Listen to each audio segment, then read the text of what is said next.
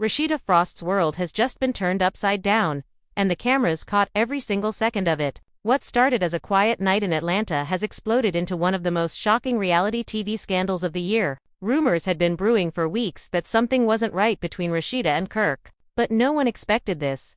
Leaked DNA results, a mysterious baby, and a family secret that threatens to destroy everything they've built. The story broke when a confidential envelope surfaced online.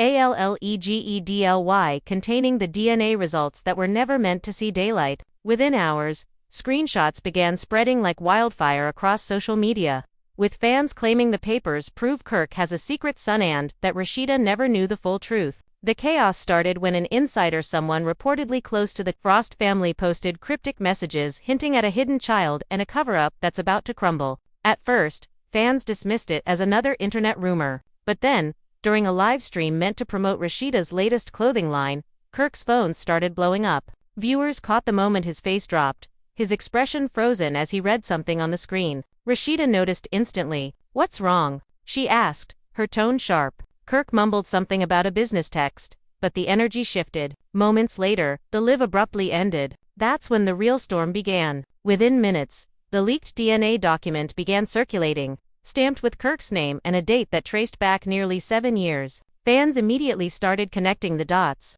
The child in question, a little boy whose mother had once been linked to Kirk during one of the couple's earlier separations. The resemblance, as social media pointed out, was undeniable. Screenshots comparing photos of Kirk's son Kai and the mysterious child began trending under hashtag #KirkSecretSon. Rasheeda, known for her composure, stayed silent, but the silence only made the speculation louder. By the next morning, every blog, gossip site, and talk show was buzzing. Rasheeda's DNA results leak. Is this the end of the Frost empire? Read one headline. Another screamed, "Kirk's secret son exposed live." Friends close to the couple claimed Rasheeda locked herself in her boutique office, refusing to take calls. Others said Kirk had been kicked out of their home once again, caught between guilt and damage control. In one unverified video, a woman claiming to be the child's mother went live, saying, "I didn't mean for it to come out this way, but the truth always finds light." Fans were divided. Some sided with Rasheeda, saying she'd been humiliated on camera yet again. Others accused her of knowing all along, suggesting the leak was staged to boost ratings. The Frost family, who once prided themselves on surviving every storm, now faced a scandal that seemed impossible to contain. And just when viewers thought it couldn't get worse, a shocking twist surfaced, one that would leave Rasheeda questioning not only her marriage but the very identity of her own family. The morning after the leak, Atlanta woke to chaos. Rasheeda hadn't slept all night. The DNA papers were still on her kitchen counter, half crumpled, half torn, but impossible to ignore. The house was silent except for the low hum of her phone, vibrating nonstop with missed calls, notifications, and messages that all said the same thing. "Sis, are you okay?" Kirk hadn't come home. His last message, just 3 words. "We need time," felt like another betrayal in a long list of betrayals she swore she'd forgiven. She poured herself a cup of coffee she wouldn't drink and stared at the papers again. They looked official, too official. Alleged father, Kirk Frost. Probability, 99.9%. It didn't even feel real. She kept whispering to herself, "It can't be real, not again." But deep down, the silence told her everything. By noon, the internet had turned her pain into entertainment. Blogs ran headlines like "Rasheeda betrayed again" and "Love and hip-hop couple in DNA disaster." Old clips from their past arguments were going viral, spliced with sad music and captions that said, "She should have left him years ago." Kirk finally called, his voice low and cautious. "Rash, don't believe everything you see." She almost laughed. "Then tell me what I'm supposed to believe," she said, her voice steady but trembling underneath. There was a pause, then a sigh. "I'll explain when I get there." She didn't answer, didn't hang up either. When the door finally opened an hour later, Kirk stood there wearing the same black hoodie he'd worn during the live stream. His eyes were red, his jaw tight. "You lied to me again," she said before he could speak. "No, I didn't lie," he started, but she cut him off. "That's the same sentence you used the last time, Kirk. And the time before that." He walked closer, placing the envelope on the table like it was poison. "That paper isn't real," he said quietly. "Then where's the real one?" Rasheeda snapped. "You're telling me someone forged a DNA test with your name, your date of birth, and a child's photo that looks exactly like you?" Kirk hesitated. That tiny hesitation cracked her open. She slammed her hands on the table, shouting, "You hesitated, Kirk, that's all I needed to see." He tried to explain that years ago, before their reconciliation, there had been rumors. A situation that never went anywhere. A woman who wasn't supposed to resurface. But his words only made it worse. Every sentence felt like a confession dressed in denial. She looked at him with tears filling her eyes, saying softly, "You made me fight for this marriage when you already knew the war was lost." Outside, paparazzi had gathered. Someone had tipped them off that Kirk was back home. Flashes from cameras spilled through the blinds. And Rasheeda covered her face, saying, "They're out there watching me break again." Kirk peered through the curtain, muttering, "Man, this is getting out of hand." But it was too late. Within minutes, a clip surfaced online showing Kirk entering the house with his head down. The caption read, "Exclusive.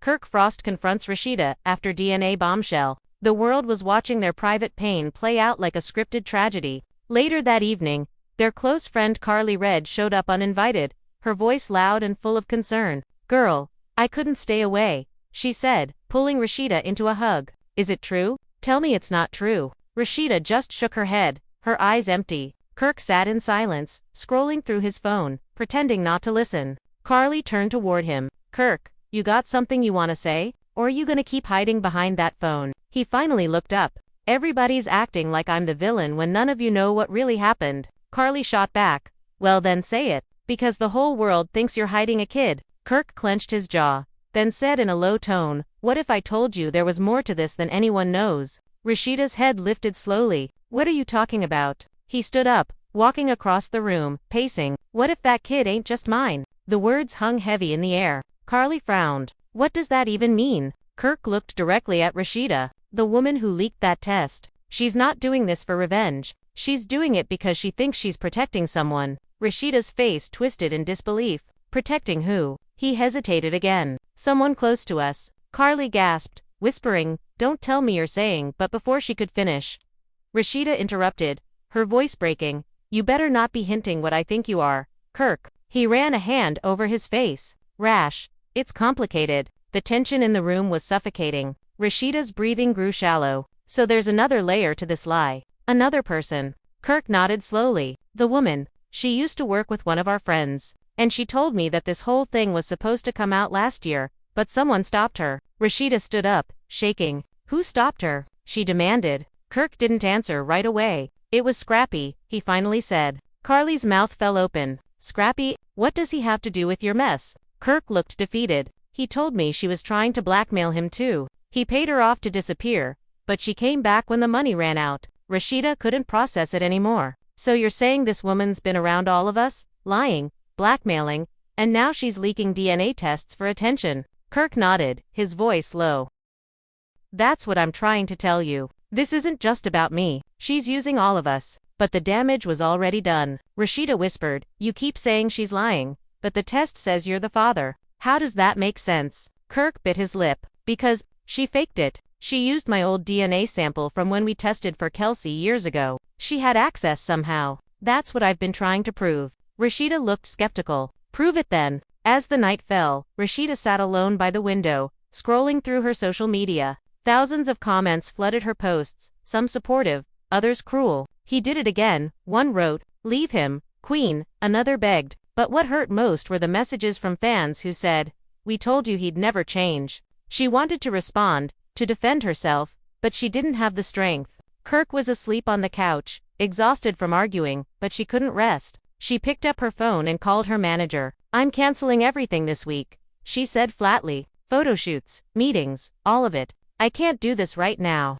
Her manager tried to protest, but she hung up. Hours passed, and the house remained heavy with silence. Somewhere outside, a camera flash went off again. She closed the blinds tighter. The DNA results still sat on the counter, untouched but screaming for attention. She picked them up, staring at Kirk's name printed in bold letters, and whispered, "If this is fake, I'll find out. If it's real, I'll burn everything to the ground." And with that, she took a deep breath, opened her laptop, and began to trace the leak herself, unaware that what she was about to uncover would make everything even darker than she imagined. The next day began with chaos disguised as calm. The sun was out, the birds were chirping, but inside Rasheeda's house, the air felt like smoke. Kirk had left early, muttering something about getting answers. She didn't ask where he was going. She didn't care. She was already knee-deep in her own investigation. On her screen, dozens of tabs were open public records, gossip blogs, even old messages from people she hadn't spoken to in years. She wasn't just hurt anymore. She was angry. Angry at the betrayal. Angry at the cameras. Angry at the world for turning her heartbreak into headlines. Everybody thinks they know my story, she whispered to herself. They have no idea. She zoomed in on the DNA document, noticing a faint watermark at the bottom corner, letters barely visible, almost hidden, CW Diagnostics. She typed it into Google, and within seconds, a small clinic indicator appeared. She grabbed her car keys and drove there without warning. When she walked in, heads turned immediately. Everyone recognized her. She pulled her sunglasses lower, walked straight to the front desk, and said, in a steady tone, "I need to speak to whoever handles patient records." The receptionist stammered, "Ma'am, that's confidential." Rasheeda leaned forward, her voice sharp. "So is a fake DNA test ruining my life? Get your manager." 10 minutes later, a middle-aged man in a white coat appeared, nervous but polite. "Mrs. Frost," he said cautiously, "I heard there's been a situation." She handed him a printed copy of the leaked document. "Did this come from your office?" He adjusted his glasses, scanning the page. "This looks like one of ours, but we didn't authorize any release." Rasheeda's heart pounded. "So someone leaked it?" He nodded slowly. "Either that, or someone printed a stolen file." Before she could ask more, her phone buzzed. It was Carly. "Girl, where are you? You won't believe what's happening." Rasheeda stepped outside, clutching the phone. "What now?" Carly's voice trembled with excitement. "The woman just went live again. She's showing receipts." Rasheeda froze. "What receipts?" "Texts. Videos. She's saying Kirk promised to take care of her kid and ghosted her." Rasheeda clenched her jaw. "Send me the link." When she opened the live, the woman appeared in tears, holding her son close. "I didn't want this," she said to the camera, "but Kirk made promises. He said he'd be there. I kept quiet for years, but now everybody's calling me a liar. I have nothing left to lose." Comments flooded the stream, some calling her brave, others calling her a liar. But then she showed screenshots, messages saved under dates matching Kirk's timeline, voice notes that sounded painfully familiar. Rasheeda's stomach turned. "It can't be," she whispered, but deep down, she recognized his tone. Minutes later, her phone rang again. This time, it was Kirk. "Don't believe what you're seeing," he said quickly. "She's editing everything. Editing your voice." Rasheeda snapped. "Your promises." There was a pause. "I was trying to help her," Kirk said. "Help her?" she repeated, laughing bitterly. "You help a lot of women." "Huh." Kirk's tone grew desperate. "Rash. She was going through stuff. She said the baby's father left her, so you stepped in." She interrupted. "You're everybody's savior except your own wife." Before he could respond, she hung up. As the day unfolded, the story spiraled even further. TV networks picked it up. Talk shows debated it. And fans camped outside their store hoping to catch a glimpse of Rasheeda's reaction. She refused to go out. The betrayal felt too fresh. That evening, Carly came over again with Scrappy. "We need to talk," Scrappy said, his voice uneasy. "About that woman." Rasheeda looked at him coldly. "So it's true. You knew her?" He nodded. "Yeah, I knew her. She used to dance at a club I used to manage. She came to me last year saying she had dirt on Kirk. I didn't believe her at first, but she had stuff." "What kind of stuff?" Rasheeda asked. "Pictures, videos, texts," he said quietly. "I told Kirk to handle it before it got ugly." Rasheeda's eyes widened. "So you both knew she existed, and nobody told me." Scrappy sighed. "I thought he did. I didn't want to be in the middle of that mess." Rasheeda stood, her voice rising. "You let me smile in her face. You let me post family pictures while all of you knew this woman had something that could ruin me." Carly tried to calm her down, but Rasheeda snapped. "Don't tell me to calm down." She turned to Scrappy. "So why now? Why's she doing this now?" Scrappy looked down. "Because the money ran out. She told me Kirk stopped sending it." Rasheeda froze. "Money? He was paying her." Scrappy nodded, regret written all over his face. "Yeah, hush money. I told him it was a bad idea, but he said he was protecting his marriage." Rasheeda's voice broke, tears welling up. "Protecting it by lying." Scrappy tried to explain, but she waved him off. "You can go," she said coldly. "Both of you." Carly hesitated. "Rash. Don't push people away right now." "People?" Rasheeda laughed bitterly. "What people?" "The ones who knew and said nothing." She pointed at the door. "Go." When they left, the silence returned, heavier than before. She looked around the room, at the framed photos, the awards, the memories all suddenly tainted. She whispered, Everything we built was a lie. Meanwhile, Kirk wasn't answering calls. Paparazzi caught him outside a hotel, arguing with someone in a car. The clip went viral instantly. Fans claimed the woman in the car was the same one from the livestream. Kirk Frost caught confronting baby mama. The caption read. The comments were brutal. Same story, different season, one said. He'll never change, another added. Inside the hotel, Kirk sat alone, hands covering his face. His phone buzzed non-stop, but he ignored it. He whispered to himself, how did it get this far? He opened his messages to see one unread text from an unknown number. You should have told her the whole truth. His eyes widened. The whole truth, he murmured. He typed back, who is this? But there was no reply. Back home, Rasheeda scrolled through comments until her eyes blurred. She stopped at one that read, maybe the truth is deeper than you think. She didn't understand it, but something about it stuck in her mind. Maybe it wasn't just about Kirk. Maybe someone else was pulling the strings. As she sat there in the dark, her phone buzzed again, an unknown number this time. She hesitated, then answered. A voice on the other end whispered, you don't know me, but you deserve to know the truth about that DNA test. Her heart stopped. Who is this? She asked. The line went silent for a moment. Then the voice said, meet me tomorrow at the place you and Kirk shot your first video. Come alone. And before she could respond, the call disconnected. She sat frozen, phone trembling in her hand, realizing that this scandal was far from over, and the next secret might destroy everything left standing. The next morning felt heavier than any she could remember. The city outside looked the same, but nothing inside her did. Rasheeda barely recognized herself in the mirror, eyes swollen, hair unkempt, the kind of exhaustion that seeps into the bones. She replayed the mysterious call over and over in her mind, each word sinking deeper. You deserve to know the truth. The voice had been disguised, slightly robotic, but undeniably female. She didn't tell anyone, not even Carly. She needed to know if it was real or another trap meant to drag her deeper into this chaos. By 9 a.m., she was in her car, driving to the old warehouse where she and Kirk had shot their first music video years ago. Back then, they were young, reckless, in love, still believing in forever. Now, she said quietly. He hesitated. No, you should. She stepped forward, tore the seal, and unfolded the paper. For a moment, her face gave nothing away. Then her lips parted slightly. She looked up, tears welling, not of relief, not of anger, but of exhaustion. It says, you're not the father. Mendices exhaled, the sound breaking like glass. He reached for her, but she stepped back. You're free, Mendices. But we're not, she whispered. The truth had cleared his name, but not the distance that had grown between them. That evening, Yandi posted a single message on her page.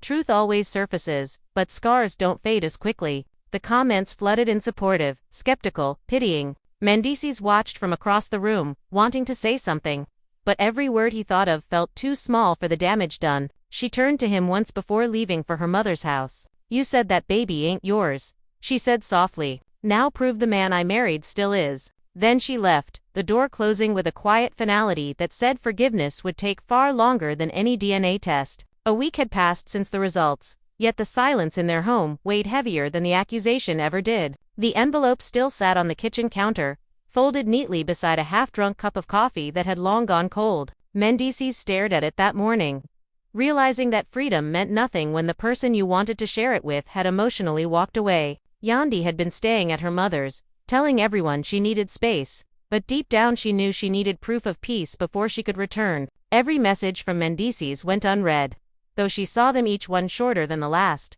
each more desperate than the one before. I didn't lie to you. I can fix this. Please talk to me. She would read them at night, holding her phone close, fighting the ache that still tethered her to him. Meanwhile, social media wasn't finished with them. Blogs ran side-by-side photos of the baby and Mendices, throwing around captions like resemblance or coincidence, and too convenient to be clean. No one wanted the truth, they wanted the tension. Even the DNA result was twisted into suspicion. Yandi's friend Kimbella came by one afternoon, setting her phone down after seeing another round of gossip. Girl, you know what they saying now? That you paid to make the test go your way. Yandi laughed bitterly. They said I was a fool before. Now they say I'm a liar. Guess I can't win either way. Kimbella looked at her carefully. You could win if you started living for yourself again. Let people talk. Let them choke on their own lies. That evening, Yandi finally called Mendices. He picked up on the first ring, voice soft, almost fearful. Yandi, we need to talk, she said. When she arrived home, it was quiet. He stood by the table, like a man waiting for judgment. "I believe the test," she said, "but I don't know if I still believe us." Mendices stepped closer, hesitant. "Then let me show you why you should." He reached into his jacket pocket and handed her a worn notebook. "I started writing while you were gone," he said. "Every day. What I should have said. What I never said." She opened it, scanning his messy handwriting, apologies, memories, promises written like prayers. It wasn't perfect, but it was real. Tears filled her eyes, not from pain this time, but from the weight of years spent holding a family together in public while falling apart in private. "Do you even understand what this did to me?" she whispered. "Every headline, every whisper, it made me question my worth." He nodded slowly. "And it made me realize mine depends on how I treat you." They stood in silence, the kind that doesn't separate but starts to heal. She finally said, "If we do this, Mendices, no more secrets. No more rumors we have to chase down." He nodded again. "No more lies. I promise." A few days later, Yandi returned home for good. The gossip had already moved on to someone else's scandal, as it always did. But for them, the real work had just begun. Late one night, while cleaning up, Yandi found the old envelope again. She almost threw it away, but instead, she slipped it inside Mendices' notebook, right between a page where he'd written, "I'll spend the rest of my life proving the man you thought I was still exists." For the first time in weeks, she smiled. Outside, the city buzzed, indifferent to their story, their pain, or their healing. But inside that home, something fragile and familiar was returning. It wasn't the blind love they had before. It was quieter, wiser, and scarred, but it was theirs. And when Mendices held her close that night, she whispered, "You're right, that baby ain't yours. But this family still is." The next morning began with sunlight spilling across the kitchen floor. The same kitchen that had once been a battlefield of accusations and broken trust. Mendices was making coffee, humming softly under his breath. Yandi walked in, her steps careful, testing the stillness of a home she was learning to trust again. For the first time in months, there was no sharpness in her tone, no hesitation in her body language, just quiet observation. "You're up early," she said, almost surprised. He turned, smiling faintly. "Didn't sleep much. Was thinking about us. About starting over." She sat down at the table, arms folded but eyes gentler than they'd been. "Starting over sounds nice," she murmured. "But it doesn't erase what people said, what I saw online." He poured her a cup of coffee and sat across from her. "I know, and I can't fight every rumor. I can only live in a way that proves them wrong." It wasn't a line rehearsed for sympathy. It was the weary truth of a man who had seen how fast public opinion could burn down everything it touched. Yandi nodded slowly. "I guess that's all we can do." Then she paused, her voice softening. "Do you ever wonder how we got here? We used to be the couple everyone looked up to. Now we're the couple they use for clicks." He smiled sadly. "Fame's a bad mirror. It shows you what others want to see, not what's real." That day, they agreed to take a break from the spotlight. No interviews, no statements, no posts. They took the kids to the park, without bodyguards or cameras. Fans who spotted them whispered, took photos discreetly, but there was something different this time. No shouting, no staged smiles, just a family trying to breathe again. Later, as the sun dipped low, Yandi leaned against Mendices and whispered, "You know what hurt the most? Not the rumor. The fact that for a moment, I believed it. I thought you could really do that to me." His voice was almost a whisper. "And I hated myself for making you doubt me." That night, while scrolling through her phone, Yandi noticed a new trend: #team Yandy and Mendici. Fans who had once divided themselves were now posting messages of apology, clips from old interviews where the couple spoke about loyalty and forgiveness. One fan wrote, "If they can survive this, maybe love still means something." Yandi smiled at that, though she didn't reply. She didn't need validation anymore. But it was nice to know the world could still root for something pure. Weeks turned into months. The storm had passed, but the lessons remained. Yandi started a podcast called Truth Before Trend, where she talked about what it meant to love someone in a world that profits from your pain. Mendices joined her for an episode, and when asked what kept them together, he said simply, "We stopped trying to win arguments. We started trying to win peace." The line went viral not because it was dramatic, but because it was real. Still, there were nights when the past whispered through the cracks. A message from an unknown number. A headline twisting an old story. Yandi would look up from her phone, eyes clouded, and Mendices would ask, "You good?" She'd nod. "Yeah, because now I know what's true." The air would settle again, and they'd carry on. By the time a year had passed since the leaked test, no one was talking about it anymore. The media had found newer scandals, and fans had moved on. But for Yandi and Mendacious, the memory of that chaos never fully disappeared. It became part of their history. A scar that no longer hurt but still reminded them where they'd been. One evening, sitting on the porch, Mendacious handed her the notebook again. She flipped to the last page. He had written, "Truth doesn't need to shout. It just needs to outlast the noise." She smiled and closed it. "You really think we outlasted it?" He grinned. "Look around. We're still here, ain't we?" The camera of life might have turned elsewhere, but somewhere in Atlanta. Two people who had once been headlines were learning the quiet art of survival. And though the world would never know the full story behind that envelope, those who mattered didn't need proof anymore. They had love. Hard-earned and scarred, but stronger than any rumor that tried to destroy it. And as the night settled around their home, Yandi whispered, almost to herself, "We made it." And in that moment, she wasn't talking to fans, or cameras, or anyone watching from the outside. She was talking to the man who stayed, the love that fought, and the truth that, at last, had set them both free. Under the warm hush of Atlanta's evening air, the story wasn't over. It had quieted, yes, but the calm never lasted long in their world. Rasheeda sat on the edge of her bed, scrolling through her phone, reading another flood of messages that refused to die down. Even though the DNA truth was out, Kirk's secret son confirmed.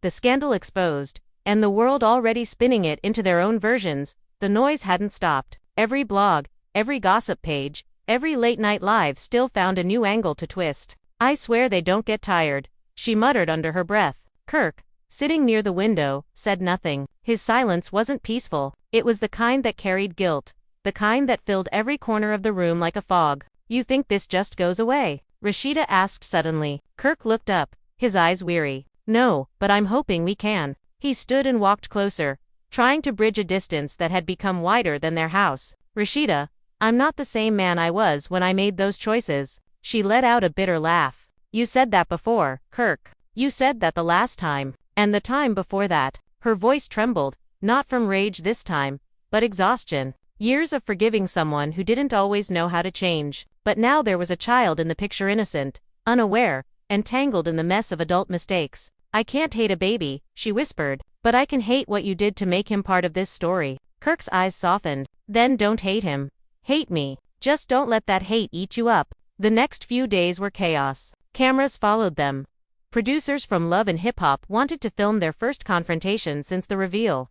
And fans were split down the middle. Half begged Rasheeda to leave. The other half called her strong for staying. Even their friends couldn't agree. Carly Red told her, "Girl, don't let no man embarrass you twice." While Mimi told her, "If you still love him loud. They'll talk anyway." Rasheeda tried to tune them all out, but the noise lived in her head. When filming resumed, the set felt like a courtroom. Lights too bright, cameras too close. Rasheeda sat across from Kirk, her hands folded, her expression calm but unreadable. "So," the producer began, "the world knows now. How do you feel?" Rasheeda exhaled slowly, "Like I lost a piece of myself that I can't get back." Kirk's eyes lowered. "I hurt her," he said, "and I hurt my family, and I hurt a child who didn't ask for this. But I'm here. I'm owning it." The room fell silent. Then Rasheeda turned to him. "Owning it doesn't fix it," she said softly, "but it's a start." Later that night, the footage went viral before the episode even aired. Fans flooded comment sections, calling it the realest moment on TV. Some cried, others raged, some said Rasheeda was too calm for that kind of betrayal. She didn't respond to any of it. She just sat in her room, headphones on, listening to old songs she had written before fame. One lyric caught her off guard. "Love don't quit. It just changes its shape." She paused, rewound it, and let the line loop in her mind. Maybe she could forgive, but not forget. Maybe that was enough. A few days later, Kirk suggested something she didn't expect. "I want to meet him," he said quietly over dinner. Rasheeda looked up, her fork suspended in midair. "The baby?" He nodded. "He's my blood, and I know that's complicated. But if I don't show up for him, I'm repeating the same mistakes that broke us." Rasheeda leaned back, her eyes steady. "And what about me? What about showing up for the woman who kept you together while you were breaking everything else?" Kirk looked down. "I don't know how to fix that yet, but I can start by being honest." That weekend, Kirk met the child for the first time. The boy was shy, quiet, clutching a small toy car. Kirk crouched down, unsure of what to say. "Hey, lil man," he said softly. "You like cars?" The boy nodded. "Me too." It wasn't a grand moment, no tears or speeches. Just two people who didn't know they needed each other learning how to share air in the same space. When he came home, Kirk sat in the driveway for almost an hour, staring at the steering wheel, realizing that his mistakes had created not just pain but also new responsibilities he couldn't escape. That night, he told Rasheeda everything. How the boy smiled, how his eyes reminded him of his grandmother, how it made him ache in ways he didn't expect. Rasheeda listened quietly,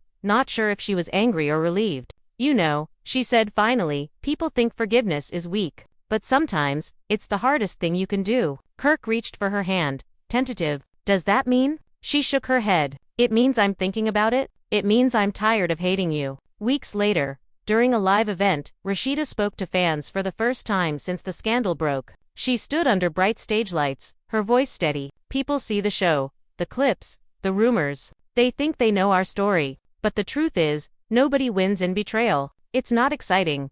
It's not glamorous, it's painful. But healing is messy, and love doesn't always look clean. Her words went viral overnight, shared by fans, celebrities, even other reality stars. Rasheeda speaking her truth. One headline read, "A lesson in grace under pressure." But behind the camera, the story still breathed. There were nights when Rasheeda lay awake, staring at the ceiling, wondering if staying made her strong or foolish. There were mornings when Kirk made breakfast for the kids, and she'd catch herself watching him, searching for sincerity in every small act. Trust, she realized, wasn't something you rebuild once. It was something you rebuilt every single day. As the months rolled on, their lives found a strange rhythm again. Fans saw them posting together, laughing, traveling. The same blogs that tore them apart now wrote about their remarkable comeback. But the truth was quieter. It wasn't about public image anymore. It was about two people learning how to live with scars that would never fully fade. One evening, Rasheeda got a message request on Instagram from the baby's mother. It read simply, "Thank you for not turning him into an enemy. You didn't have to, but you did." Rasheeda stared at it for a long time before typing back, "He's innocent. None of this was his fault." She hit send, set her phone aside, and for the first time in months, felt something like peace. The scandal had burned through everything. Trust, pride, even love for a time. But what survived was something more grounded, more real. Rasheeda looked at Kirk later that night and said, "We can't undo the past, but we can choose what kind of story we tell next." Kirk smiled faintly. "Then let's make it one worth remembering." And as the night settled over Atlanta, the same city that had watched them fall apart, watched them quietly begin again, not perfectly, not cleanly, but truthfully. Because after all the noise, the tears, the headlines, the DNA tests, and the accusations, they found what most never do in a scandal that big: closure. And maybe, just maybe, a second chance at love that had already survived the worst. Under the low buzz of Atlanta nightlife,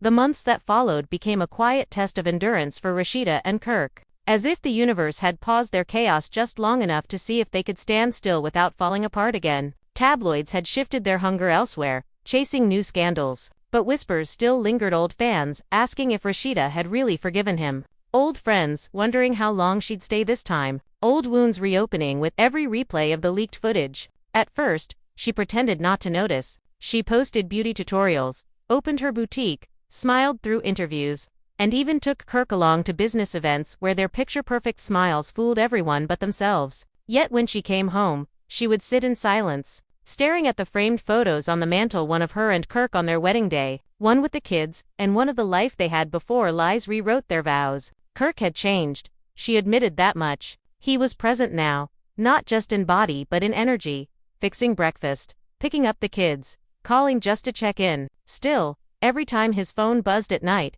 her heart skipped in that old, familiar panic. Once, she asked, without looking at him, "Who's that?" He said, "Business," and she nodded, pretending not to feel the ghost of every past betrayal sit beside. Her love had survived, but trust was a stubborn shadow that followed them everywhere. One day, a producer from Love and Hip Hop called again, offering a redemption storyline for the next season. "The fans want to see growth," he said, his voice slick with practiced persuasion. "They want to see that black love can heal." Rasheeda almost laughed. "They don't want to see healing," she said. "They want to see a train wreck that almost healed." But Kirk, ever the businessman, thought about it. "If we tell it on our terms, maybe it helps someone else," he said. And for once, his tone wasn't defensive, it was weary, almost sincere. So they agreed. Filming began again. only this time, the cameras caught more silence than shouting. They captured the way Kirk's eyes softened when Rasheeda laughed, the way she touched his shoulder mid-argument to remind herself he was still her husband, not the villain the internet had turned him into. Fans noticed. Comment sections filled with messages like they feel real this time, and I can't believe I'm rooting for them again. But behind those moments were nights of therapy sessions, uncomfortable truths, and long drives where no one spoke for hours. On one of those drives, Rasheeda finally said what had been circling her chest for months. "You know, sometimes I still wake up angry," she admitted, "not even at you, just at how small I let love make me feel." Kirk kept his hands on the wheel, eyes on the road. "Then let me make you feel big again," he said quietly. She almost smiled. "That's not your job anymore, Kirk, it's mine." Something about that silence after her words felt freeing. They didn't need saving, they needed understanding. Meanwhile, the boy Kirk's son was growing. He wasn't a secret anymore, and though Rasheeda hadn't met him yet, she followed his life from a respectful distance, through updates Kirk shared. One evening, Kirk asked gently, "You ever think about meeting him?" Rasheeda hesitated. "Sometimes, but I don't know what I'd say. How do you explain to a child that his existence almost broke a marriage?" Kirk sighed. "You don't. You just show him that love can fix what it breaks." She looked at him then, really looked, and saw the same man she'd fallen 4 years ago, still flawed, still learning, but still trying. Maybe that was enough. Then came the documentary offer. Streaming networks wanted an exclusive story, the scandal, the DNA, the healing. At first, Rasheeda refused. "I'm not turning my pain into a paycheck," she said, but later, she reconsidered. What if their story could mean something? What if it could outlive the gossip that once defined it? She agreed, but only on one condition: complete creative control. The film followed her journey quietly, her first therapy session, where she admitted she'd stopped recognizing herself, her talk with her sons about forgiveness, her late-night confessions where she whispered, "I'm scared to be happy again." Fans saw a new Rasheeda, not the one who screamed in reunions, but the one who spoke with strength, who didn't cry for pity but for peace. When the documentary aired, it broke streaming records. Fans flooded social media with messages of admiration. "This is what accountability looks like," one viewer wrote. Another said, "Rasheeda taught me that healing ain't linear." Kirk, surprisingly, didn't bask in the attention. He watched the film in silence, his eyes glassy as he saw himself reflected, flawed, ashamed, humbled. Afterward, he turned to Rasheeda. "Thank you for letting me try again," he said. She replied softly, "Thank yourself for not wasting it this time." Time did what it always does. It softened sharp edges. Rasheeda began to smile without hesitation again. She and Kirk traveled, started mentoring young couples, even turned their experience into workshops about transparency and rebuilding trust. Sometimes, during those sessions, Rasheeda would watch the women's faces, each one carrying a version of her own old pain, and she'd say, "You don't have to choose between pride and love, you just have to choose peace." The audience would nod, some cry, and Kirk would squeeze her hand under the table as if silently saying thank you. But the universe, as always, had one last test. A gossip blog dropped an old photo a night from years ago.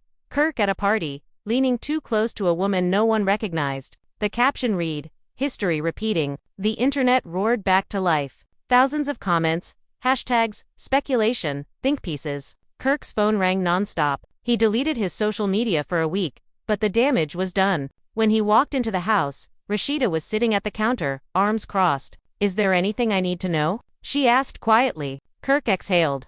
"No. That picture's from 2018, before all of this." She looked at him, her face unreadable. "Then let's see if your actions match your timeline." He walked over, set his phone on the counter, unlocked it, and slid it toward her. "Check whatever you want." She didn't touch it. "I don't need to," she said. "If I don't believe you now, I never will." It was the first time trust didn't have to be proven, it just existed, trembling but real. The noise online eventually died down, like it always did. And when it did, what remained wasn't scandal, it was the steady rhythm of two people who had refused to let the world define them. They still argued, still stumbled, still remembered too much, but they also laughed more now. Cooked together, danced in the kitchen to old songs. One night, after putting the kids to bed, Rasheeda looked at Kirk and said, "You ever think about how we survived all that?" He grinned faintly. "I think about it every day. We were built for storms." She smiled back. "Then let's stop waiting for the next one." Years later, their story became legend in Atlanta's reality circuit, a cautionary tale turned blueprint. People no longer mentioned the DNA test. They mentioned the comeback, the forgiveness, the courage to keep loving in public when the world begged them to fail. Rasheeda never forgot what it cost her, but she also never regretted learning what love could endure. And when a young journalist asked her, during an anniversary interview, what she'd tell her younger self, she said, "Stop trying to be perfect for people who profit from your pain. The truth doesn't need approval." Kirk looked at her, proud and quiet, and whispered, "You sound like peace now." She smiled, leaning back in her chair. "Maybe because I finally found it." And so, the story that began with betrayal didn't end with revenge, ended with resilience. Because somewhere between the leaked DNA test and the tears, the couple that everyone thought was finished became proof that sometimes the loudest heartbreaks can lead to the quietest, most unshakable love. Under the cold studio lights, Rasheeda sat frozen, her reflection in the mirror of the dressing room looking like a stranger. Makeup smudged, lashes trembling, her chest tight with the weight of everything that had been exposed. Kirk's voice still echoed in her ears, his confession, his defense, his pleading, his silence. It all felt like an unending loop. The DNA results had torn open every wound they ever tried to hide. Cameras had stopped rolling hours ago, but the chaos didn't leave with the crew. Social media was ablaze. Hashtags flying, strangers choosing sides, and old friends sending half-hearted messages of concern. She felt like she was watching her life unravel in real time, yet too exhausted to stop it. Kirk had left the set quietly, his eyes low, his phone buzzing with missed calls and unanswered texts. The world knew too much now, but he still hadn't faced her, not properly, not without the cameras. Somewhere deep inside, Rasheeda still wanted him to say something real, not rehearsed for the audience. She waited, hoping the door would open, hoping he'd walk back in. But instead, the quiet deepened, the air heavier with the sound of her own breathing. She thought of the years they had built together, the store, the family, the empire that started with music and turned into survival. And now this another betrayal, another headline. She pulled out her phone and scrolled through messages from fans, some praying for her strength, others mocking her pain, dissecting her choices as if she were a character in their show. Maybe she was, maybe she had been for too long. When Kirk finally returned, his steps were slow, deliberate. His eyes were red, not from anger but exhaustion. "I didn't mean for it to go like this," he said quietly, standing by the door as if afraid to come closer. Rasheeda didn't look up. "You never do," she replied. Her tone wasn't angry, it was hollow, drained of the fight. He took a breath, rubbed his face, and tried to find words that might still matter. "I messed up. Again. But I can't lose you. Not after everything." She laughed under her breath, a sound caught between disbelief and despair. "You already did," she whispered. The silence stretched. Outside, the studio hallways buzzed with gossip, producers deciding how to spin the next episode. But inside, it was just them two people drowning in a love that had become too heavy to hold. Kirk moved closer, his voice breaking. "Rasheeda, I'll fix this. I'll do whatever it takes." She finally turned to him, her eyes sharp with a mix of pain and strength. "Then start by being honest," she said. "Not for me, for yourself, because until you face who you are, nothing changes." Kirk nodded slowly, his throat tight. He wanted to speak, to tell her everything he'd hidden, every truth that never made it to the confessionals, but the words wouldn't come. Instead, he reached out, fingers brushing her hand, and for a moment, she didn't pull away. It wasn't forgiveness, it was recognition of the years, the history, the pieces that still connected them despite everything. Later that night, she drove home alone. Atlanta's streets blurred past, lights bleeding into streaks of gold and red. The radio played softly, an old song they once danced to when things were simple. At home, the house felt too big, too quiet. She took off her jewelry, her heels, her armor. Standing in front of the mirror again, she saw the same woman from hours ago.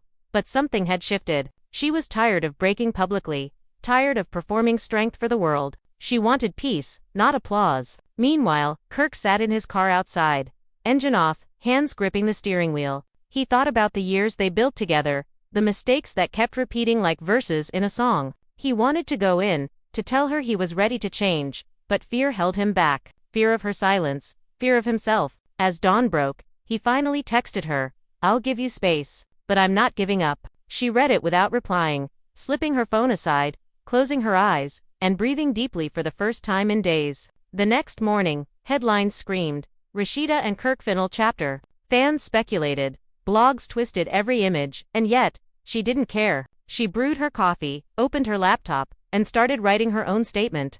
One that didn't beg for sympathy or validation. It was quiet, measured, and true. I've learned that love without honesty becomes survival, and survival without peace becomes prison. I choose peace. She posted it without overthinking, then shut off her phone and went outside. The morning air was cool, the sky clear, the world still spinning. Kirk saw the post hours later. He didn't feel anger or shame, this time only acceptance. Maybe this was what losing everything looked like, and maybe it was what finally set them free. Days passed. She focused on her business, her sons, her healing. Kirk kept his distance but didn't disappear. Sometimes, he sent small messages, updates about the kids, notes of gratitude, apologies that came without excuses. Rasheeda responded politely but briefly. She wasn't cruel, just finished. Yet something unspoken lingered, a faint thread of familiarity that neither could cut completely. Months later, they met again at a family event. The tension was there but softer, replaced by something that felt almost like understanding.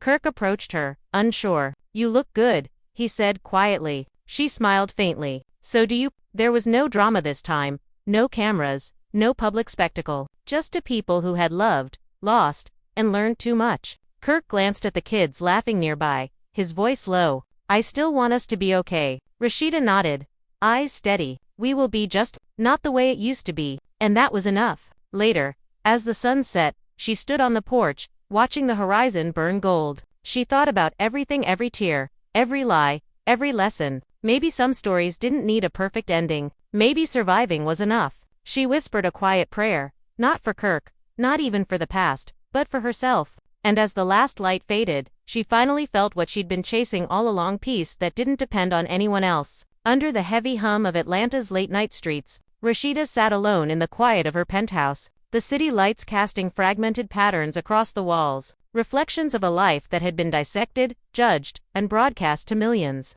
Her mind spinning with memories of betrayal and fleeting moments of trust. She thought about Kirk, about the secret that had exploded into public consciousness, about the DNA results that confirmed what rumors had whispered for months, the revelation that a child existed, a living reminder of choices made and mistakes repeated. And she could still hear the echoes of her own voice from the confrontation, the way it cracked with anger and hurt, how her eyes had burned with a mixture of disbelief and fury, how the studio cameras had captured every micro-expression for an audience eager for drama, eager to judge, eager to profit from her pain. And yet now, months later, the aftermath was heavier than the initial scandal because the world moved on, but she remained tethered to the truth, to the child, to Kirk's attempts at reconciliation, to the painstaking rebuilding of a life that had been shattered. She remembered the first moment Kirk had tried to approach her after the leak, the way he had paused at the doorway, the careful choice of words that tried to stitch together fragments of trust. "I didn't mean for it to go like this," he had said, and she had replied with a hollow, measured,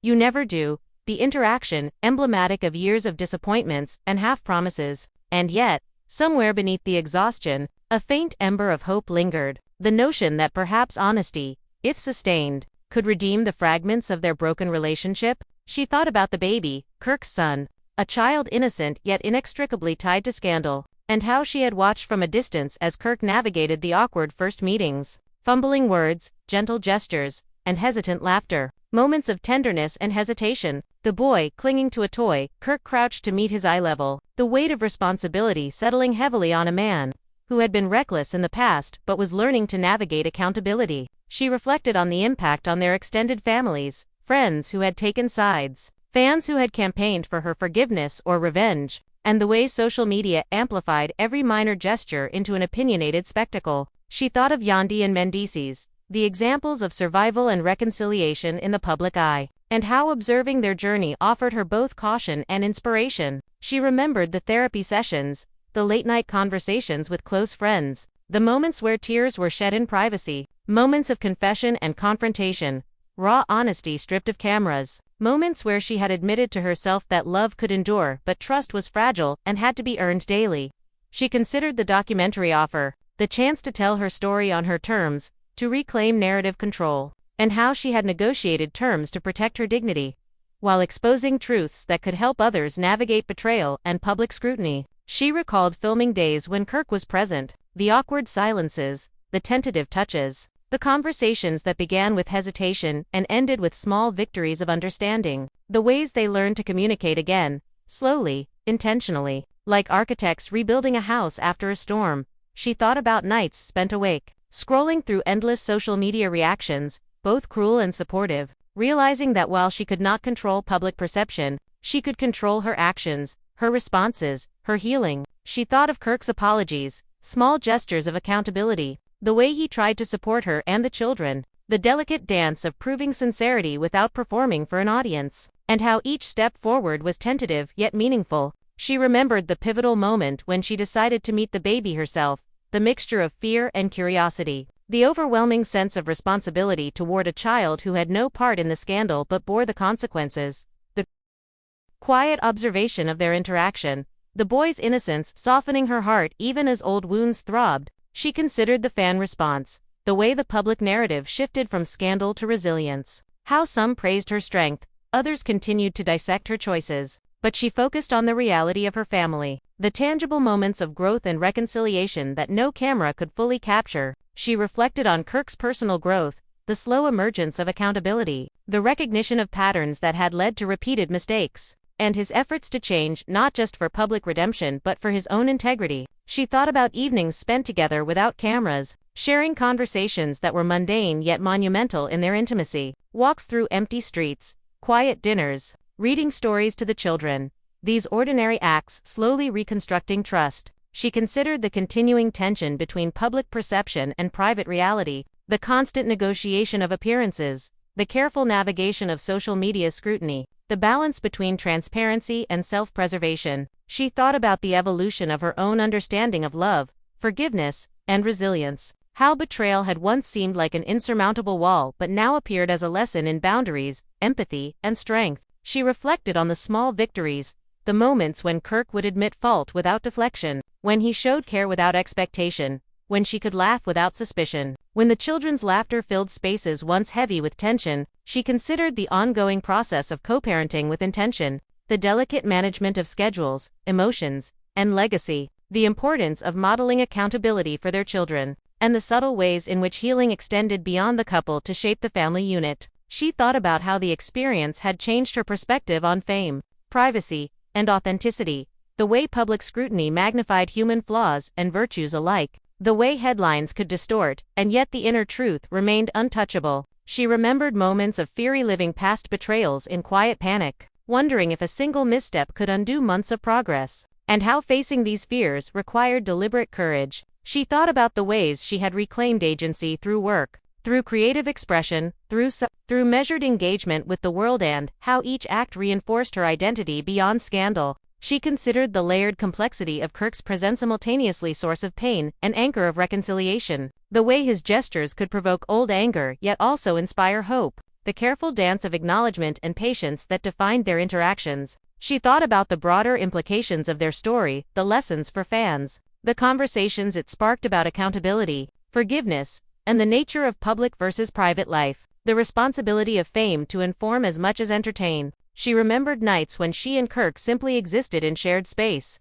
no words necessary, the silent acknowledgement of shared history, the presence of children, the quiet acts of domestic normalcy that rebuilt what scandal had tried to destroy. She reflected on the enduring tension between vulnerability and protection, how she navigated showing emotion without exploitation, how Kirk learned to balance openness with discretion, the gradual creation of an emotional framework that supported honesty, empathy, and patience. She considered the renewed sense of purpose, the ways in which surviving such intense scrutiny shaped her priorities, her advocacy for authenticity, her commitment to shielding the children from chaos while modeling resilience. She remembered moments of reconciliation that were neither cinematic nor dramatic but profoundly impactful, the shared laughter over small victories, the gentle corrections of misunderstandings, the tender apologies that came without cameras, the deliberate creation of safe spaces for connection. She thought about the enduring lessons of love and boundaries, how forgiveness required, not forgetting but choosing to act with clarity, how trust had to be rebuilt iteratively, how resilience was not a destination but a practice. She reflected on the evolving dynamic with friends and family, the recalibration of relationships strained by taking sides, the prioritization of those who supported without judgment, the letting go of those who thrived on spectacle. She considered the incremental nature of healing, the patience required to reconcile conflicting emotions, the courage needed to engage with someone who had caused profound pain, the mindfulness necessary to navigate both intimacy and independence. She thought about the internal narrative, the stories she told herself about worth, power, and identity, how reshaping that narrative allowed her to engage with the world on her own terms. She reflected on the persistence of memory, the triggers that surfaced unexpectedly, and the strategies she employed to maintain emotional equilibrium. She considered the role of communication, how articulating feelings clearly, listening actively, and responding thoughtfully became the bedrock of renewed relational health.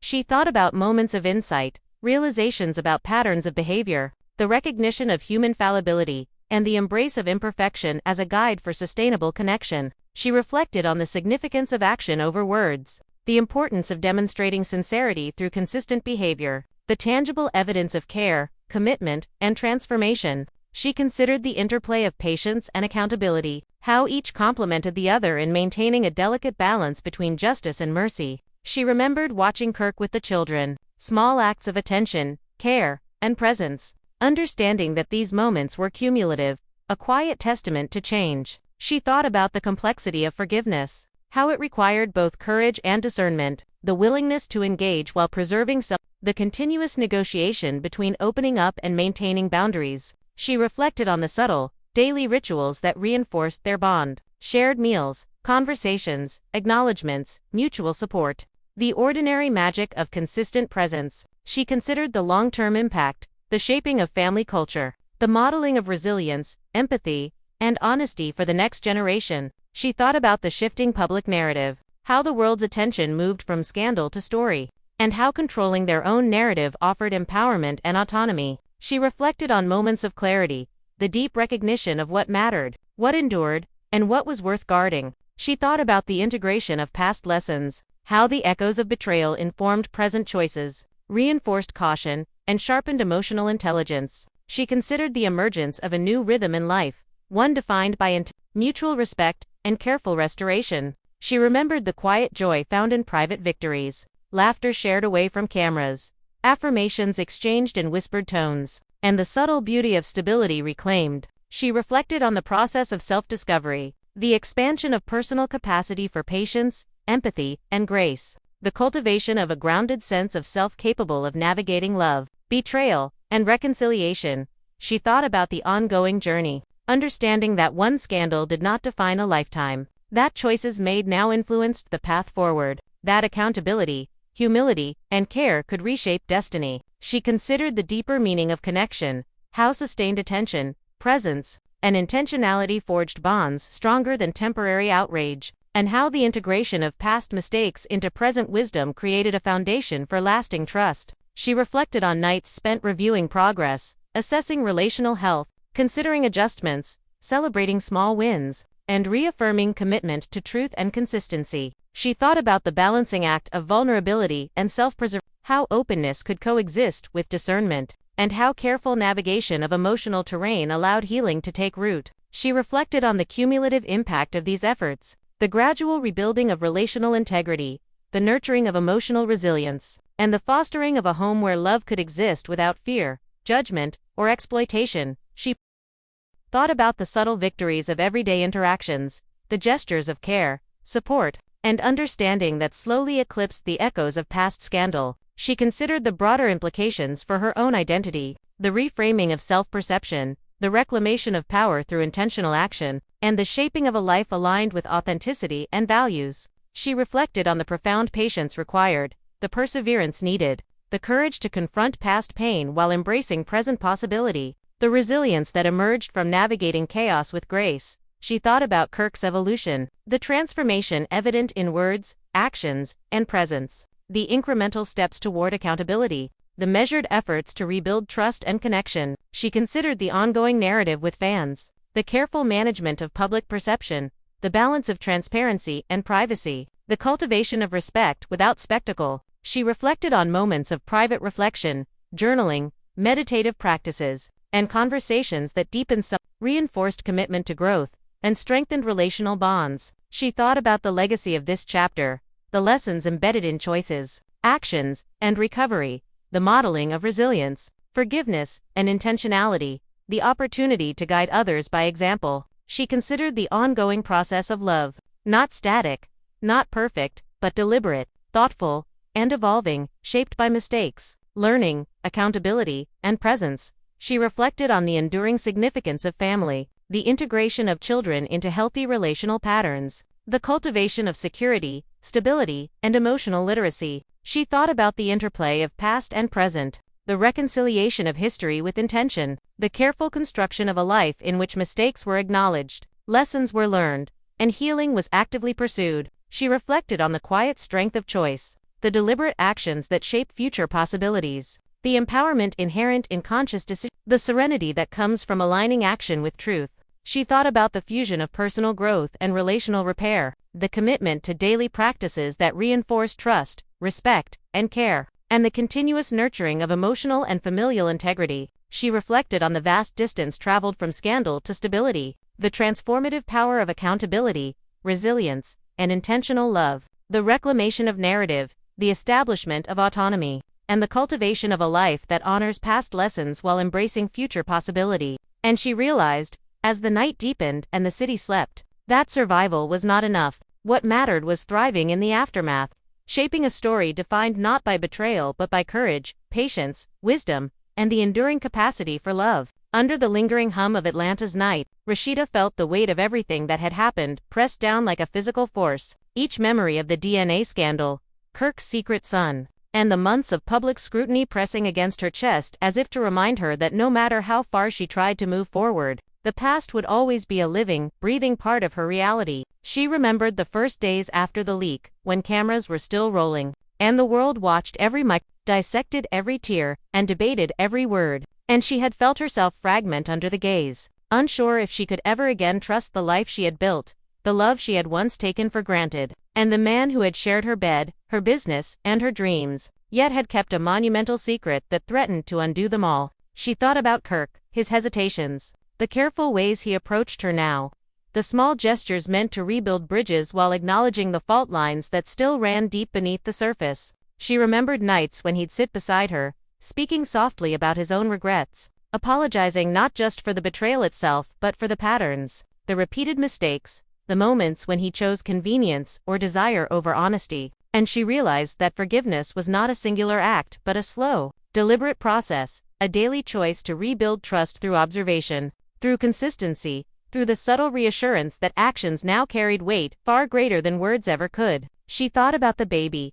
Kirk's son, the child who had inadvertently become the epicenter of a scandal, the living proof of past mistakes, and how watching Kirk navigate his role as a father brought unexpected emotions, a mixture of admiration, wariness, and the undeniable tug of empathy. She recalled the first meeting, the tension, the awkward silences, the child's tentative gestures, Kirk crouching to meet him at eye level, the careful exchange of warmth and respect, and how those moments, though small, spoke volumes about the potential for growth and redemption. She considered the extended family, friends, and fans, the polarized opinions, the online commentary, and the way public perception constantly shifted, sometimes supporting, sometimes condemning, and she understood that while the world would never fully witness the quiet triumphs, the private victories, those moments were where the real healing occurred. She thought about the therapy sessions, the countless hours spent articulating pain, recognizing patterns, and confronting emotions too long ignored.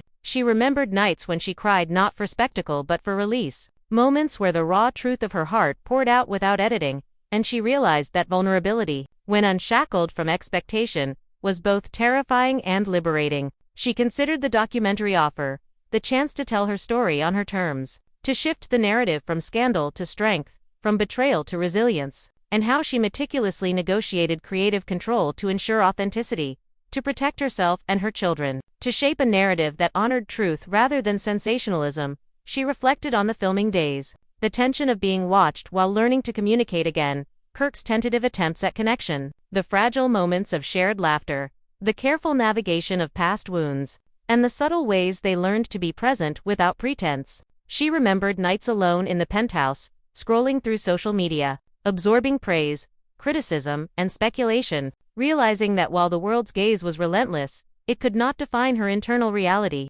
She thought about Kirk's growth, the visible changes, the sustained efforts to acknowledge mistakes, to act with integrity, to engage in parenting with and how, observing his actions, not just hearing apologies, allowed her to cautiously open her heart again. She considered the ongoing work of co-parenting, the balance of guidance, support, and patience with the children, the intentional modeling of honesty and accountability, and the importance of creating a stable environment unmarred by past scandal. She reflected on the ordinary yet profound moments of reconciliation, the laughter at dinner, the shared chores, the gentle corrections of miscommunication, the quiet rituals that became the foundation of renewed trust. She thought about the interplay between public image and private truth, how navigating social media, fans, and gossip required discernment, strategic communication, and self-preservation, and how these external pressures coexisted with internal growth and healing. She remembered the evenings of reflection, journaling, meditating,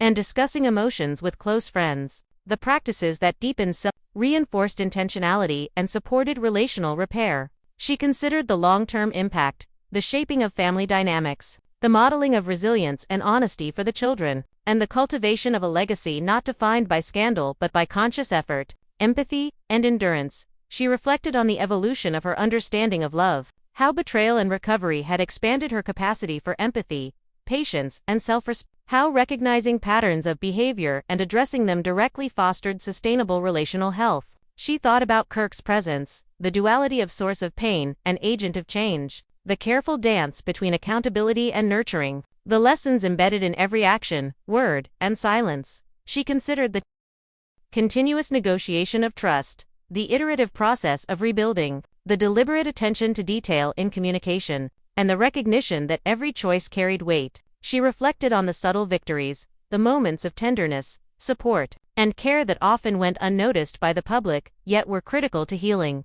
She thought about the ongoing vigilance required to maintain balance, to avoid repeating patterns, to respond intentionally rather than react impulsively, the mindfulness necessary to sustain progress. She remembered nights when Kirk and she existed in shared space without performance, the quiet acknowledgement of history and growth, the unspoken agreements, the gestures of presence, and how these acts slowly reconstructed trust and intimacy. She considered the integration of past lessons into present behavior, how memory, reflection, and deliberate action created a foundation for future relational resilience. She reflected on the ongoing management of emotions, the self-regulation necessary to navigate triggers, the cultivation of emotional literacy and patience, the reinforcement of personal boundaries, and the careful calibration of empathy and self-preservation. She thought about the cumulative impact of daily choices, the ways in which consistent, intentional action built a relational legacy, stronger than scandal, more durable than gossip. She considered the broader implications,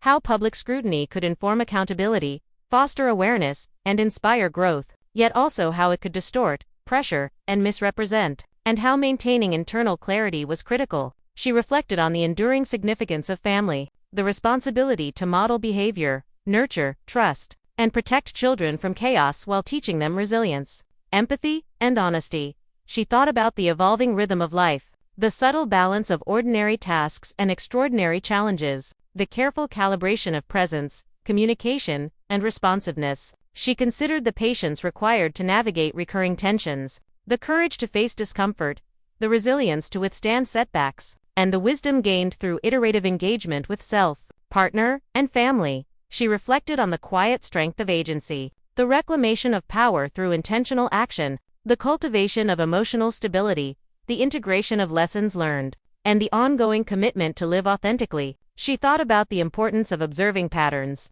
recognizing triggers, responding with discernment, reinforcing boundaries, and practicing accountability both personally and relationally. She reflected on the interplay of forgiveness, trust, and vigilance, understanding that each required active participation, conscious effort, and deliberate choices. She considered the slow unfolding of healing, the incremental steps, the subtle victories, the moments of clarity and insight that together reconstructed the relational landscape. She thought about Kirk's ongoing transformation, the sustained efforts to rebuild credibility, trust, and connection, the deliberate acts of nurturing and accountability that spoke louder than apologies. She reflected on the ongoing cultivation of love, not in grand gestures or public spectacle, but in daily choices, attention to detail, and measured thoughtful actions that created a resilient, enduring connection. She thought about the blending of past experiences with present choices, the integration of lessons into behavioral patterns, the intentional shaping of future relational outcomes,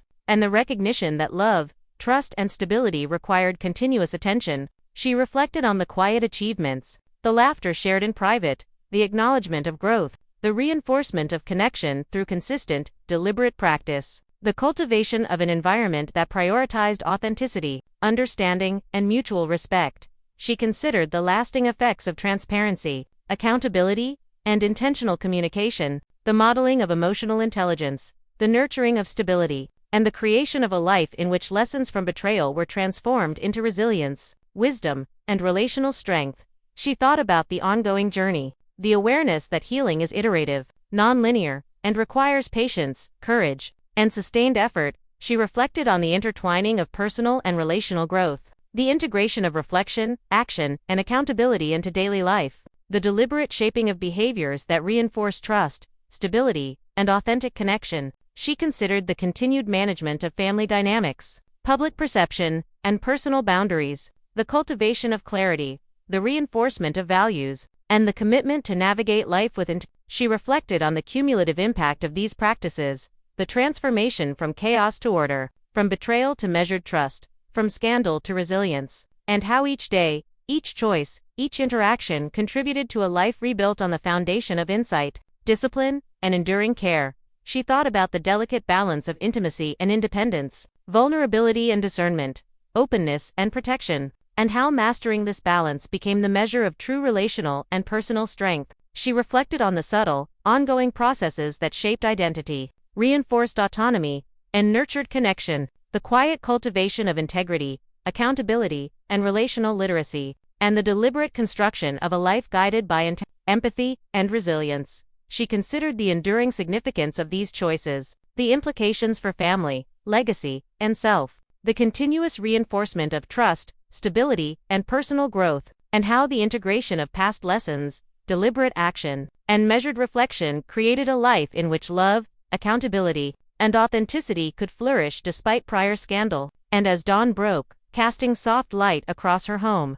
Rasheeda realized that survival had transformed into mastery, chaos had given way to clarity, and the painstaking work of rebuilding had created a resilient, measured, and enduring path forward, where every decision, every interaction, and every moment of reflection contributed to a life no longer defined by betrayal but by intentional, thoughtful, and persistent pursuit of peace, trust, and love. And so, after everything that has unfolded, after the whirlwind of betrayal, revelations, heartbreak, and the painstaking process of rebuilding, here we are, standing at a point where the story isn't just about scandal, it's about resilience, growth, and the raw, unfiltered reality of human relationships. You've seen Rasheeda navigate the chaos of leaked DNA results, the shock of Kirk's secret son being exposed to the world, and the emotional turmoil that followed. You've witnessed the confrontations, the heated arguments, the tears, the moments of silence, and the quiet victories that aren't always captured by cameras or social media, but are just as real and just as powerful. This story isn't just entertainment, it's a mirror reflecting the ways in which we all navigate trust, honesty, and love under pressure. And it reminds us that even in the most public of betrayals, private growth and transformation are possible. Now, as you sit here absorbing every twist and turn, every moment of tension, every revelation that left fans shocked and families divided, take a moment to reflect on the bigger picture. What would you do in Rasheeda's position? How would you navigate betrayal, public scrutiny, and personal heartbreak all at once? Imagine the weight of the headlines, the endless commentary, the intrusion of millions of eyes into your private life, and the constant pressure to perform strength while processing raw emotion behind closed doors. The story challenges us to think about empathy, judgment, and resilience. It asks us to consider the human behind the headlines, the woman behind the outrage, the man behind the secrets, and the child whose existence changed everything in an instant. The family dynamics are complex, yes, and the drama is intense, but there is also a lesson woven through it, the importance of accountability, the courage it takes to face consequences, and the power of deliberate, thoughtful choices to rebuild what was broken. Fans are shocked, emotions ran high, and the family was left divided, but beyond the spectacle lies the intricate tapestry of human experience, love, disappointment, forgiveness, and the ongoing journey of self-discovery. As you think about Rasheeda and Kirk, consider how their story resonates beyond reality TV drama. Think about your own relationships, the times when honesty was hard, when truths were difficult to voice, when mistakes left you questioning trust, and when reconciliation required patience and courage. Every viewer has the opportunity to reflect on personal experiences through the lens of this story, to examine how we react under pressure, how we navigate betrayal, and how we choose to heal and move forward. In the aftermath of this scandal, what becomes clear is that resilience isn't just surviving, it's thriving, learning, and making intentional choices despite adversity. The children, the private victories, the small moments of genuine connection. These are the pieces that reconstruct a life shaken by public scrutiny. Now is your chance to engage with this story, to participate in the discussion, to share your perspective on the unfolding drama. Did Kirk redeem himself? Was Rasheeda justified in her responses? What lessons can we learn from their journey, both as spectators and as individuals navigating our own lives? Your voice matters, and your opinion can contribute to a larger conversation about accountability, forgiveness, and growth. Comment below with your thoughts. Let us know how you would handle such revelations. And share your experiences with honesty, trust, and reconciliation. We want to hear from you, not just about the drama, but about the lessons embedded within it. Did this scandal change your perception of public figures? Did it make you reconsider how we judge people in the public eye? Did it make you reflect on the resilience required to navigate personal betrayal? We are inviting you to join this dialogue because engagement goes beyond clicks. It's about thinking critically, empathizing deeply, and participating in a narrative that connects the screen to real-life lessons. As you comment, consider sharing your opinions on how relationships can recover from breaches of trust, what accountability truly looks like, and how forgiveness can coexist with self-respect and boundaries. Like this video if you were captivated by Rasheeda's strength, if you were shocked by the revelations, or if you found yourself emotionally invested in the outcome, because every like supports content that dives into the human stories behind the headlines. Stories that entertain while prompting reflection and conversation. Subscribe to the channel to stay updated on the latest developments, future episodes, and news stories that explore complex human emotions, dramatic twists, and the lessons hidden within public scandals. Subscribing ensures that you are part of a community that not only consumes entertainment but also engages thoughtfully with the narratives presented, connecting drama to real-life insights, and fostering dialogue around accountability, resilience, and personal growth. Hit the notification bell so you never miss a moment. Whether it's an explosive revelation, an emotional confrontation, or a behind-the-scenes look at the human dynamics that drive these stories. Because staying informed allows you to analyze, empathize, and participate in the ongoing conversation. Think of this not just as a story about reality TV, but as a case study in human behavior, emotional resilience, and the navigation of trust under extraordinary circumstances. Every like, every comment, every subscriber adds to a community that values insight as much as entertainment. Share this video with friends, family, and anyone who appreciates dramatic storytelling with a deeper message.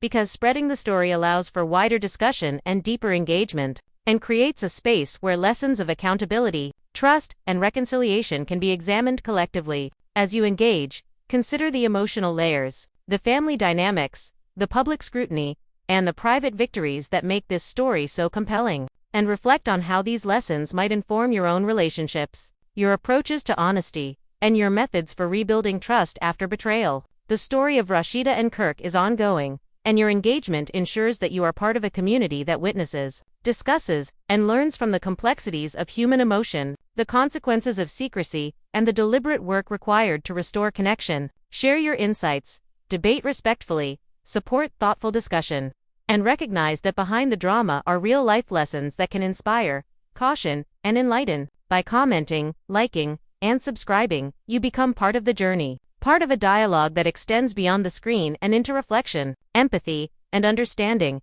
because in the end, it is not just about the shock, the revelations, or the headlines. It's about learning from them, growing with them, and applying those insights to the way we engage with our own lives and relationships. So, take a moment now. Like this video if it resonated with you, comment with your perspective, subscribe to join the community, hit the notification bell to stay updated, and share this story with others who would benefit from understanding the depth, the lessons, and the resilience behind the drama. Because your participation keeps the story alive, ensures that these human experiences reach wider audiences, and reinforces the importance of engagement, reflection, and dialogue in the face of scandal and revelation, allowing everyone to witness not just the spectacle, but the profound, enduring journey of trust, accountability, and emotional growth, reminding us all that no matter how public or private the challenge, there is always room for insight, learning, and connection through shared storytelling, and that your voice through likes, comments, and subscriptions is a vital part of this ongoing conversation. Stay engaged, stay thoughtful, and let your reactions, insights, and reflections contribute to the story in a way that honors both the drama and the real human lessons it conveys.